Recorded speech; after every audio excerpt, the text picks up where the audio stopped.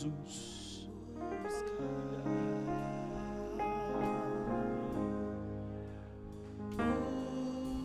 O Rei está voltando.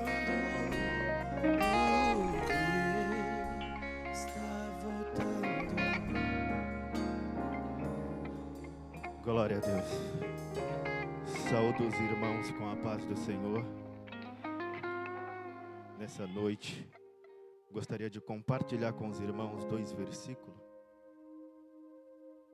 que se encontra no livro de Mateus, capítulo 14, no seu versículo de número 32 e 33. Amém? Diz assim a palavra do Senhor. E quando subiram para o barco, acalmou o vento. Então aproximaram-se os que estavam no barco e adoraram-no, dizendo: És verdadeiramente o Filho de Deus. Glória a Deus. Amados irmãos, essa passagem, ela fala de quando Jesus andou sobre as águas. E no versículo 22, ele ordena para que seus discípulos entrem no barco e atravessem a outra margem, enquanto ele vai ali se despedir da multidão, a qual ele tinha curado alguns enfermos, alimentado-os fisicamente e espiritualmente, porque ali ele acabara de fazer a primeira multiplicação de pães e peixe, e a multidão não queria que Jesus fosse embora, mas ele se despede e vai para o monte orar. E enquanto Jesus está orando no monte, o texto diz que o barco dos discípulos já estava no meio do mar, açoitado pelas ondas, e o vento era contrário. Mas na 4ª vigília da noite, Jesus ele vem descendo aquele monte e ele começa a andar sobre as águas na direção dos discípulos. E eles, percebendo que havia alguém se aproximando, eles gritam, eles ficam apavorados, eles ficam com medo, pensando que é um fantasma ou algum tipo de aparição. Mas logo Jesus diz: tem de bom ânimo, sou eu, não temais. E Pedro, ouvindo isso, Pedro diz: Senhor, se és tu, manda-me ir ter contigo. E ele diz: vem. Meus amados irmãos, eu gostaria de abrir um parênteses aqui, porque o que me chama mais a atenção em todo esse cenário é que existem 12 dentro do barco, mas só um sai dele. Quando Jesus ele vem andando sobre as águas, ninguém consegue reconhecer que era ele. Estava escuro. Até aí tudo bem, porque é difícil reconhecer ou identificar alguém no escuro, e ainda por cima estando com medo, porque o medo ele cega a gente. Mas só que logo depois Jesus se revela dizendo que era ele. E mesmo assim, Jesus dizendo que era ele, 11 decide ficar dentro do barco, mais um decide sair dele. Existem pessoas que quando o vento contrário se levanta, para de pregar, de cantar, de reger, de liderar, pastorear, de congregar, de fazer aquilo que Deus colocou em suas mãos. Ah, mas irmão Leandro, tu não me conhece, tu não está na minha pele, tu não sabe o vento que se levantou sobre a minha vida. É verdade, você tem razão, eu não sei, mas Jesus, Ele sabe, e sabe o que Ele está dizendo para minha e a tua vida nessa noite. Em meio a essa situação, Ele está dizendo: vem.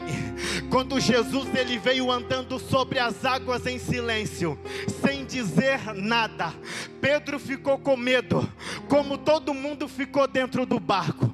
Mas depois que Jesus se pronuncia, dizendo que era ele, Pedro, ele também se pronuncia.